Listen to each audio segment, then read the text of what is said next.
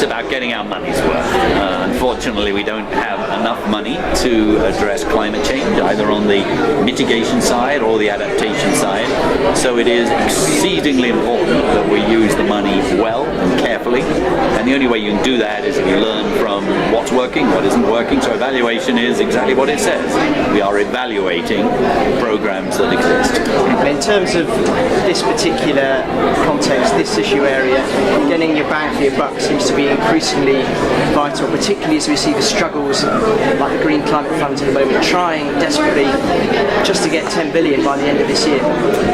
That's exactly right. Is that the old-fashioned way of doing evaluation was to look at a project in a country and you'd say, well, that seems to be doing well. It's introducing a little bit of renewable energy and therefore it's reducing carbon, or it's helping a community and making it a little bit more resilient. And the evaluators would say, well, that looks like it's pretty good because per ton of carbon it's only costing, I don't know, $5 a ton or something. That's pretty good. That was the old-fashioned way. And that's good if you want to win the battle, but it's hopeless if you want to win the war. Because the stakes now are so high that we have to aim for systemic change. In other words, the world is too big and the time is too short and the money is too little if we are simply going to take a project-by-project approach and reward ourselves for each individual pilot project looking good. And so the time for piloting has now ended, and we need to think of scaling. I thought it was interesting you picked out, and you are head of WRI, so I suppose it's understandable you would take the deforestation analysis that your organisation has done. Do you think that is a template for other major organisations to follow in terms of creating a piece of analysis which companies can then look at and feel exposed perhaps on a level never before? Well, certainly with technology nowadays, with the billions of data points that we get every hour from hundreds of satellites, with the cloud computing ability to crunch all of that data, and with the visualization and modern communication system, being able to get it on everyone's smartphone instantaneously, and there are how many? 5 billion smartphones in the world, so 5 billion mobile phones in the world. So in other words, there is a revolution that's happening on communications, and we want to use that in order to learn what's going on in real time and make sure everybody knows, so that the bad guys can't hide anymore and the good guys get rewarded. And that's exactly what's happening. And what we've done for forests, we're now seeking to do for water. We should be able to do it for cities too. We should be able to know in real time exactly what is happening in a way that will enable decision makers to make better decisions and move towards a path which is not only greener, but it's more competitive and better for the economy. How do you balance that with the demands from developing countries? I imagine that particularly the discussions that are going on with the Green Climate Fund, many countries are going to want to have money sent to specific renewable energy projects that are taking place within their countries. What you're kind of suggesting is a sort of slightly more macro approach which really provides that insight into different pressure areas, but there is going to be, I imagine, a conflict between what national governments want and what perhaps other people say would be of more long-term benefit. Well, we still do need real projects to take place in real time. I think the point that I'm trying to make is that those projects need to be aggregated. We need to learn from all of them. We shouldn't be evaluating individual projects anymore. We should be learning in real time what works and what doesn't, and then we should be injecting it into, if you like, the political decision-making realm. So take cities, for example. We shouldn't be working in some corner of some city to demonstrate bus rapid transit works. And we know that bus rapid transit works extremely well. It's in 180 cities now.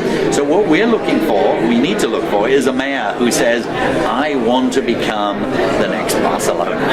I have understood what's out there is going to be good for my citizens, good for society, good for the poor, and good for competitiveness, and great for the environment. And so those are the guys you want to be finding who are willing to go the extra mile. and so it's still maybe supporting projects, but it's supporting them in a way that will have a ripple effect that's much greater than those individual projects. And quickly going back to the Green Climate Fund, which is an area that the WRI have done quite a bit of work on, do you have any sense about what specific projects you feel it should be focusing on over the next couple of years once it gets going? Well, it has a wonderful opportunity. I mean, it's got incredible legitimacy. There's no reason why it shouldn't have good professional staff. It will need to build partnerships. It would be a mistake for the Green Climate Fund to sort of think that it can establish itself and run projects, without good partners. These are difficult things to do, but I think it's got a great opportunity to engage. And when I say political, I mean in the good sense of the word. It's finding those mayors, those ministers, those countries that are willing to go the extra mile, and those private sector investors. I mean, this is terribly important. Is that at the end of the day, it will be private initiative that drives down those cost curves, often linked to government research programs as well. So I think there's good prospect for it, but it's very, very tempting for any new fund to sort of follow the path of least resistance, say, oh, here's a good project, we'll support that. And again, you win the battle, but you may not be really advancing the war. And quite frankly, the stakes are so high, the urgency is so great that we just got to go at this in the smartest possible way we can. Final point, you made I think a quite strong case for the economic benefits of green growth, green investment, but that's not always an argument that's accepted by politicians, both in Washington and in London, both cities that you know well, both hotbeds of what you might say strong climate skepticism. What do you think needs to change in terms of the politics over the coming years? Because we saw the Ban Ki-moon summit in New York, and everyone said what a big difference it made, but it doesn't seem, listening to the rhetoric on both sides of the Atlantic, that maybe many politicians are necessarily convinced, particularly on economics. Well, look, I think one has to sort of diagnose where the politics are, diagnose people's opinions, and try to bring evidence to bear. And it may require going at the subnational level. I mean, you mentioned London, for example.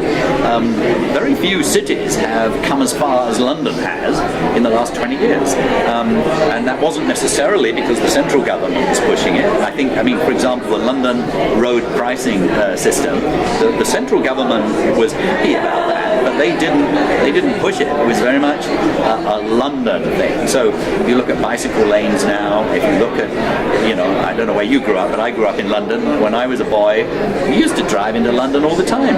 I just lived 3 years just recently in London, and never in the suburbs, in Surrey, never once drove my car into London, and I never will for the rest of my life. Now, how would that happen in such a short space of time?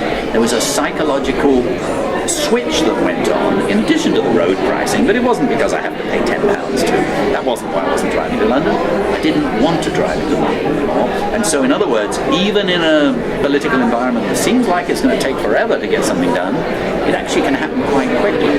So this is really important. If you go and talk to sort of Eduardo País, the mayor of Rio, who now chairs the C40, which is a group of megacities that are committed to climate change, I mean, Mayor País gets it. He realizes this is not just to save the climate, it's to be good for his citizens as well. So things can happen much quicker than one imagines, but not everywhere. And that's why we have to really sort of look these leaders in the eye and make a judgment. Is this the person, the man or the woman, that really is getting this, that is willing to go the extra mile?